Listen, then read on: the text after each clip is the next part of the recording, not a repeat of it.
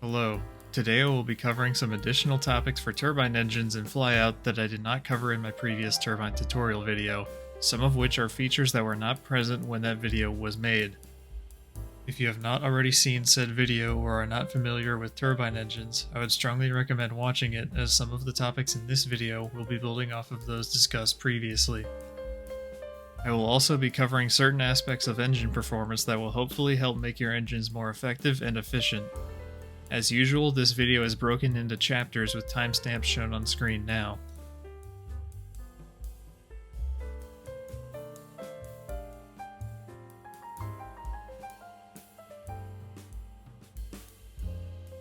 When you have a turbine engine selected, you can access the engine test environment by clicking the Test Run button.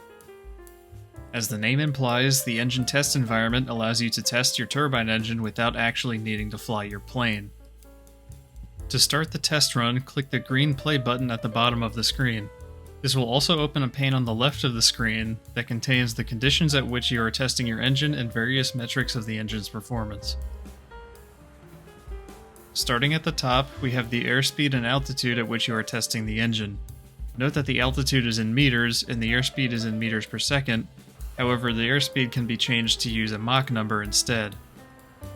Note that if you do change the airspeed to Mach, be sure to change your altitude beforehand or you will likely need to adjust your airspeed afterwards, since the speed of sound changes with altitude due to changes in temperature with respect to altitude in certain layers of the atmosphere.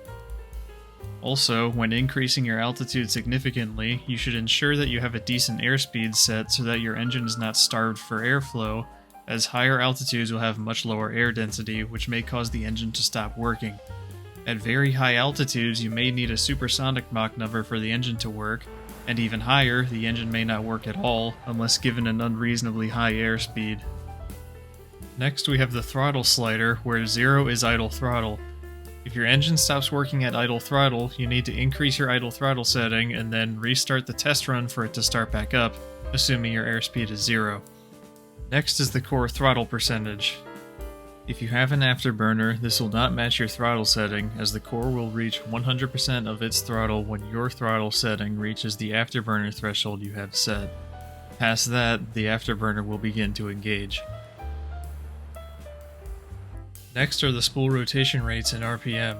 You will have one number per engine spool. Note that if you change your spool count while in the test environment, you will need to exit and re-enter the test environment for the information on the left side of the screen to reflect your changes. Below the spool rotation rates is the current overall pressure ratio, or OPR, that the compressors are generating. Note that this pressure ratio is relative to the static pressure of the air at the compressor face and not the ambient pressure of the air that you are flying in. Next, we have a series of temperatures at various stations along the engine. The number of these can vary depending on your engine configuration. T0 is the ambient, or free stream, atmospheric temperature. T1, which is not listed, is most likely the temperature at the intake opening. T2 is the temperature at the compressor face and is typically higher than T0 and T1 due to having been slowed down within the intake. T3 is the temperature after all of the compressor stages, otherwise referred to as the compressor discharge temperature. T4 is the current combustor temperature. T5 is the temperature of the gas at the turbine exit, otherwise referred to as the turbine discharge temperature.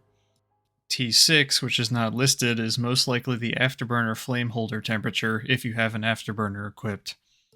T7 is the current temperature of the end of the afterburner section before the nozzle is reached. Moving on, we have the exhaust velocity of the gas as it leaves the engine, followed by the engine's net thrust. Note that the exhaust velocity for engines with bypass is from the mixed streams of both the core and the bypass duct. Next is the current thrust-to-weight ratio of the engine itself, followed by the core and total air mass flow rates, where the total airflow rate is the core airflow rate plus any bypass airflow rate your engine may have. After this is the fuel mass flow rate, which includes the extra fuel used when the afterburner is engaged. Note that the total mass flow rate of the engine is simply the total airflow rate plus the fuel mass flow rate. Next is the specific fuel consumption, followed by the tip Mach numbers of each spool's first compressor stage. Finally, we have the alternator and hydraulic power output values. If your engine has a power turbine, a shaft power readout will appear above the alternator and hydraulic power values. If your engine has a high bypass fan, a few more fields will appear, which include the fan airflow, the bypass ratio, which is the fan airflow divided by the core airflow, and the fan tip Mach number.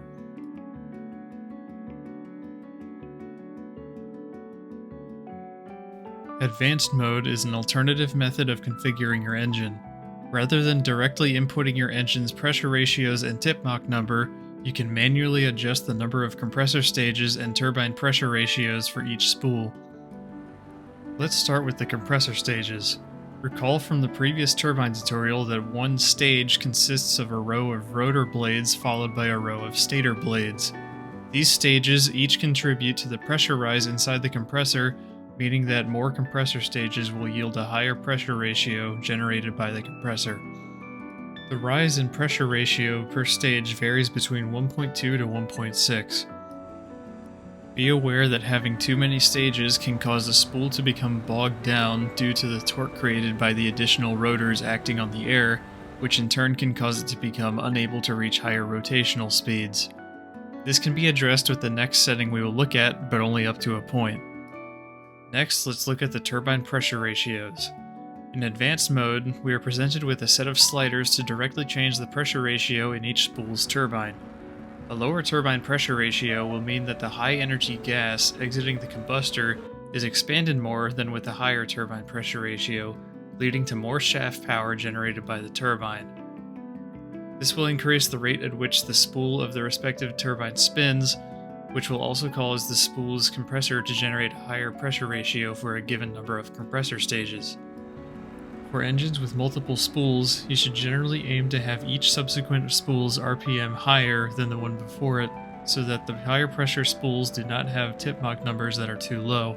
Otherwise, they can begin to fail or behave unusually at higher speeds due to the increased compressor temperature, causing the tip Mach numbers to decrease to 0 if they spin too slowly.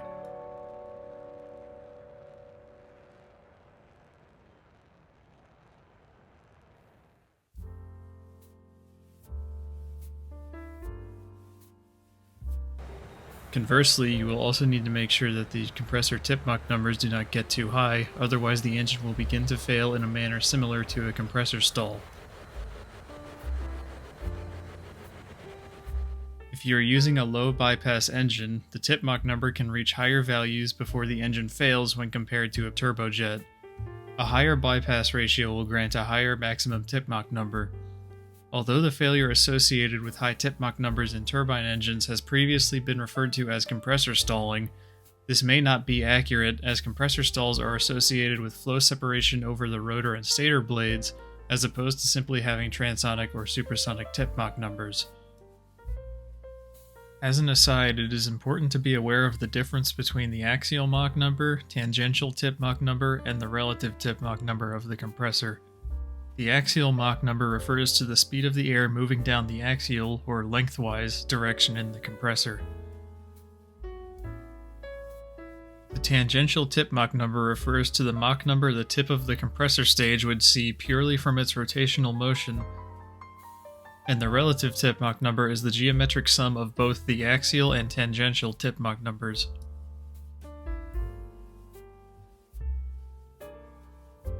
The tip Mach number readout shown in Flyout is the relative tip Mach number and is likely not accounting for any pre-swirling motion the air may have from the preceding compressor stages in the case of the second or third spool of the engine. Additionally, tip Mach numbers of conventional compressors are typically limited to around Mach 1.5 due to structural limitations. Mach 1.5 is also the upper end of a typical relative tip Mach number as seen by an axial flow compressor for modern engines.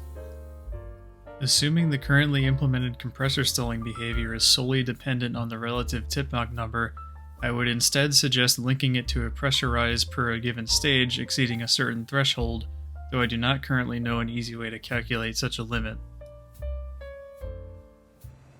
Although advanced mode allows for more precise tuning for your engine, it may not always give accurate results when attempting to replicate performance of real-life engines, notably for engines that are older that need high stage counts to achieve even mediocre pressure ratios.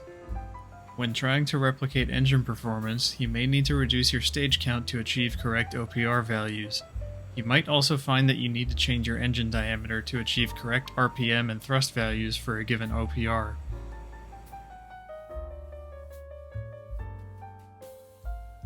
Now that we have looked at advanced mode and the engine test environment, we can look at how to improve engine performance by focusing on the combustor temperature, overall pressure ratio, and our desired flight speed.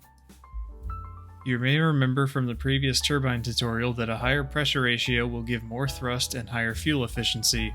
While this is generally true, there are some limitations to this. Let's take a look at an example.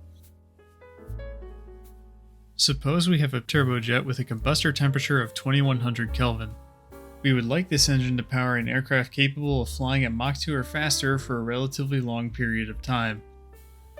This will require our engine to A. generate sufficient thrust at these speeds for the aircraft to fly, and B. have relatively high fuel efficiency at these speeds. We will compare two engines, one with an OPR of 17 and one with an OPR of 5. Starting the test run at sea level with no airspeed, we can see that the engine with the higher OPR already yields more promising results with higher thrust and better fuel efficiency. Next, we will increase the altitude and speed to values that might represent our aircraft's subsonic cruise conditions. Again, we see that the engine with the higher OPR is both more powerful and more efficient. Next, the altitude and speed are further increased to represent our aircraft's design mission at supersonic speeds, first at Mach 1.5. Here we see that the engine with a higher OPR is still more efficient, but now generates less thrust than the engine with a lower OPR. At Mach 2, we can see that the engine with the lower OPR has surpassed the engine with the higher OPR in both thrust and fuel efficiency. You may be wondering how this could be, given that the engine with the higher OPR was performing better at lower speeds. To answer this, we will start by looking at the temperature at each station leading up to the combustor during each phase of flight. Starting at sea level with zero airspeed, we see that the engine with the higher OPR has a higher compressor discharge temperature, which, as you may have guessed, is caused by the higher pressure within the compressor. As we increase our airspeed, we can see that the air temperature at the compressor face has increased equally relative to the free stream static air temperature for both engines. The reason for this temperature increase is that the air entering the intake is slowed down before reaching the compressor face, causing the static pressure and temperature to rise.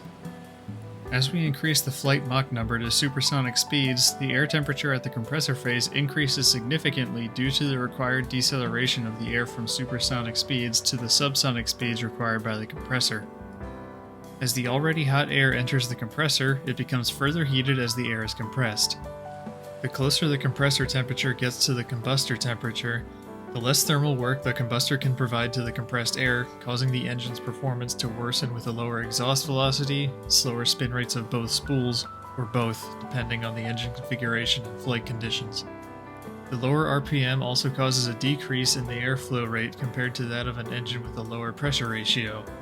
Because the thrust of the engine depends on both the exhaust velocity and the mass flow rate, the thrust decreases more quickly for a higher OPR engine than a lower OPR engine as speed increases. With this information, we can see that a lower pressure ratio is optimal as our desired flight Mach number increases. However, this will cause the engine's efficiency to be worse at lower speeds than with a higher OPR. It should also be noted that the maximum useful Mach number for turbine engines is about Mach 3, near which a ramjet would be more effective.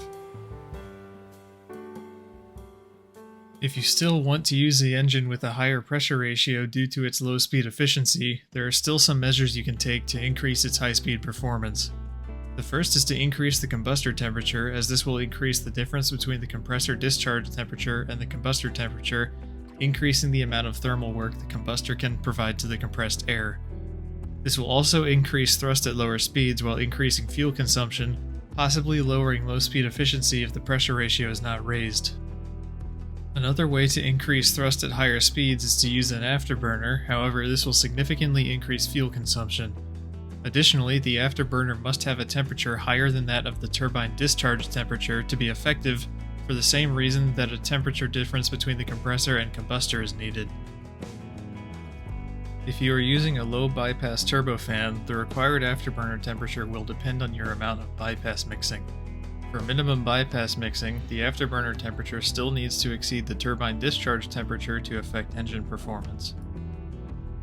With maximum bypass mixing, however, the afterburner temperature only needs to exceed the temperature that T7, the end of the afterburner section, reaches when the engine is at maximum core throttle without the afterburner being engaged, which is typically much cooler than T5 for an engine with bypass.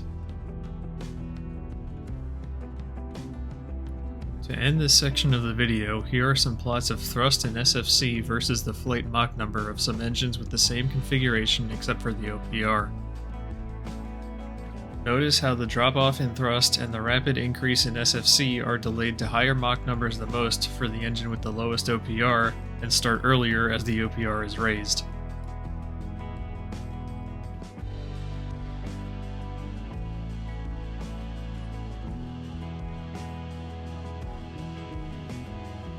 Next, let's take a look at bypass mixing. As discussed in the previous turbine video, more bypass mixing will decrease dry thrust inefficiency while increasing wet thrust. While not moving, we can see that increased bypass mixing is less fuel efficient compared to minimum bypass mixing for dry thrust. With the afterburner on, we see a similar trend for fuel efficiency, but the thrust with maximum bypass mixing is notably higher than with minimum bypass mixing. As we speed up to transonic speeds, we see the same trend as before for both fuel efficiency and thrust. Notice how the minimum bypass mixing cases have a very low afterburner exit temperature when it is engaged when compared to the high bypass mixing cases. Increasing speed to Mach 1.5 with the afterburner engaged, we again see that the minimum bypass mixing engine is more efficient but less powerful. As we speed up to Mach 2, however, we actually get improved efficiency with higher bypass mixing. This is because despite consuming less fuel, the exhaust velocity of the low bypass mixing engine is low enough that its thrust has begun to decrease significantly at this speed. If you want to prioritize both efficiency and thrust for a turbine engine at such high speeds, however, you are better off using a turbojet since the entire exhaust stream will have a high velocity compared to just portions of it as for a low bypass turbofan. Of course, it is also important to remember that your efficiency and thrust at a given set of flight conditions will depend heavily on your engine settings, so your results may differ from those shown here. When choosing a bypass mixing value, or deciding between using a low bypass turbofan and a turbojet, you will need to consider whether you want to prioritize low speed efficiency, high speed efficiency, or overall thrust across a wide range of speeds. You should also consider how often your plane will be using its afterburner during its design mission, and whether or not any gains in efficiency or thrust are worth it for any penalties that also might be incurred at various flight conditions for a given bypass or bypass mixing value.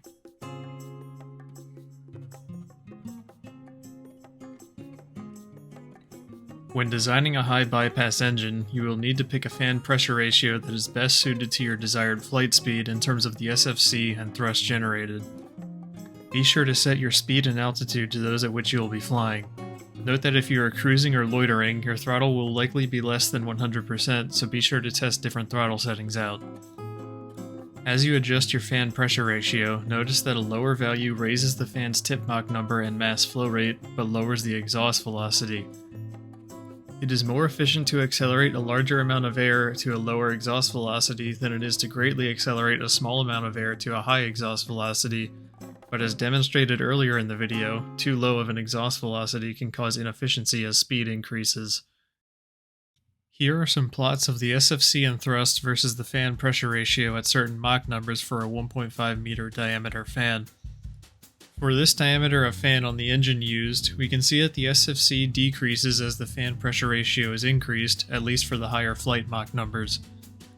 Note that I stopped recording data once the SFC values began to increase again, which is why some of the curves here are cut off. While not the greatest decision in hindsight, note that the increase in SFC after the cutoff point was not very large. For thrust, we see a consistent increase as the fan pressure ratio is increased. In addition to your thrust and SFC, you will also want to keep an eye on your fan's tip Mach number. Although the game doesn't currently simulate issues with very high fan tip Mach numbers, such issues can include blade damage from heat, excessive vibrations, and if a fan blade is heavy enough and spinning at a high enough RPM, it can potentially snap off. As mentioned earlier regarding the compressor blade tip Mach number, Mach 1.5 seems like a good upper bound for the tip Mach number due to structural reasons, though I am not sure how restrictive this limit is for fans compared to compressors. As seen in the plot on screen, this limit may require adjustment of the power turbine to adhere to for smaller fan diameters. Next, let's take a look at a 2-meter fan. Here we can see a clear minimum to the SFC and a peak to the thrust on the curves shown, with each occurring at roughly the same pressure ratio. Unfortunately, the lowest SFC and highest thrust coincide with a fan tip Mach number that is well outside of the limit from earlier. Finally, we'll look at a 2.5 meter fan. Similar to the previous case, we see a clear minimum for the SFC and a peak for the thrust. Note that I stopped recording data once the fan tip Mach number was below Mach 1.6 for both the 2.5 and 2 meter fans. One distinction between the 2.5 and 2 meter fans is that the 2.5 meter fan sees a steeper drop in thrust and a steeper increase in SFC over a shorter range of fan pressure ratios.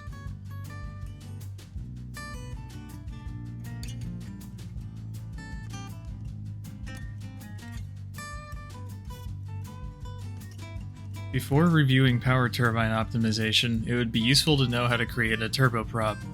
All you need is a turbine engine with a power turbine, a gearbox, and a propeller. Set the gearbox input to the engine, and the propeller's input to the gearbox. Typical gear ratios will range from 2.5 to 10 or higher, but you should keep in mind that changing the gear ratio on a turbine engine with a power turbine will only minimally affect the power turbine's shaft power output, while the torque delivered to the prop will be affected, with lower gear ratios delivering less torque at a higher RPM, and higher gear ratios delivering more torque at a lower RPM. You may notice that the propeller readout's power value does not match that of the power turbine and sometimes exceeds it, while the torque value may behave opposite to what was just described based on your gear ratio. This is because these are actually not the mechanical power and torque from the power plant, but rather the power and torque enacted on the propeller by the air as the propeller spins. Also make sure that your gear ratio is not set so low that the propeller breaks as shown here. Generally speaking, the turbine can be much smaller than the propeller to make an effective turboprop.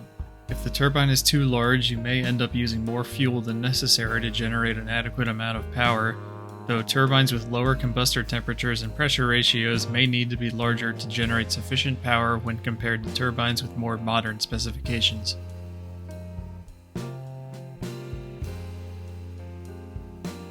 When making an engine setup that uses a power turbine such as a turboprop or a high bypass turbofan, you will want to make sure that the power turbine is set up so that it does not negatively affect your flight performance. If a power turbine's pressure ratio is set too low, the engine core may produce zero or negative thrust at higher speeds. If the power turbine's pressure ratio is set too high, it may not generate enough power to effectively drive whatever is attached to it.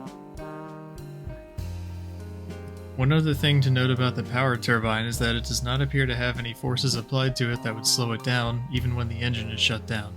This can sometimes lead to an unusual issue with helicopter rotors where the rotor will actually gain rotational energy until it spins fast enough to brake itself, possibly indicating that there may be a drag or momentum calculation error in the rotor's code.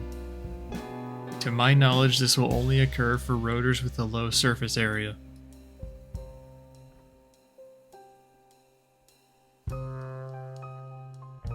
An auxiliary power unit, or APU, is a small turbine that can be used to supply bleed air pressure to your main engines to start them if they are turned off. To make an APU, all you need is a gearbox, a turbine, a battery, and an electric motor. In the gearbox settings, set both the APU turbine and the electric motor as the inputs. The rest of the gearbox settings should remain unchanged.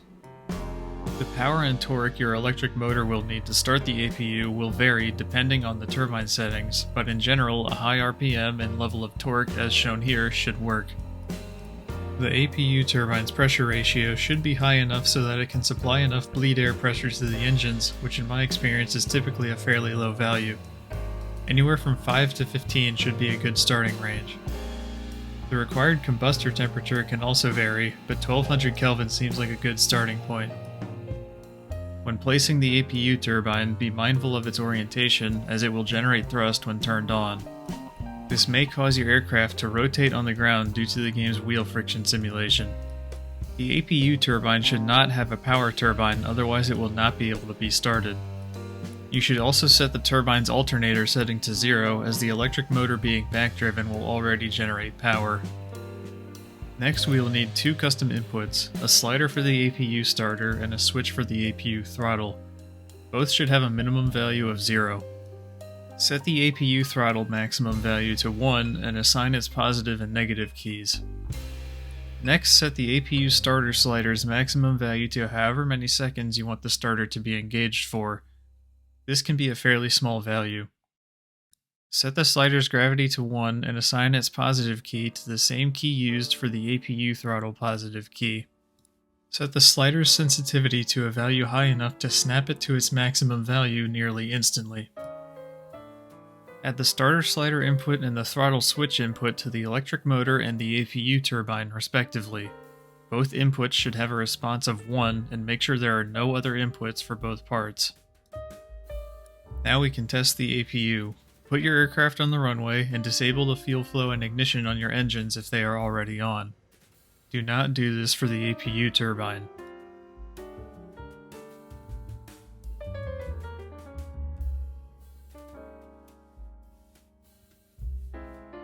Once everything has shut down, press the positive key you assigned to the two custom inputs that you made. The APU should spin up, after which the electric motor should automatically turn off due to the gravity on the starter slider.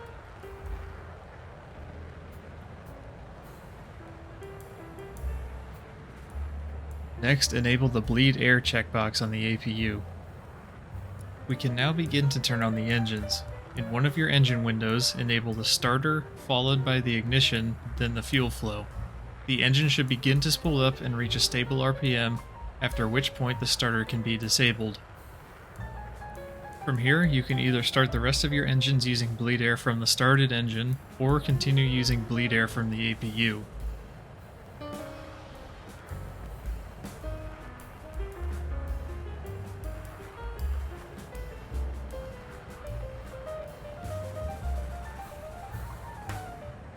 To shut the APU down, simply press the negative key you assigned earlier to switch off the APU throttle. If the engine does not spool up to a stable RPM, you will likely need a higher bleed air pressure. Bleed air pressure from the APU can be increased with a higher pressure ratio. If the APU can no longer sustain itself with a higher pressure ratio, then it will also need a higher combustor temperature. If your aircraft has multiple laterally offset engines, you should be mindful of the thrust torque generated by starting one engine at a time, as Flyout's current wheel friction model can allow for the plane to rotate on the ground when any moment is applied to it.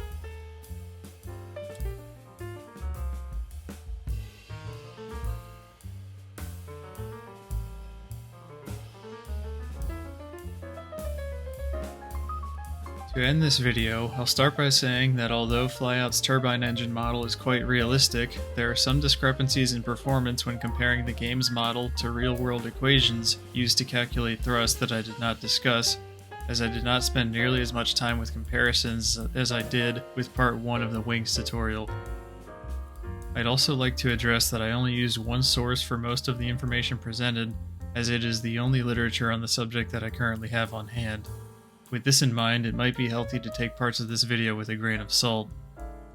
If there was anything that I missed or got incorrect, please let me know.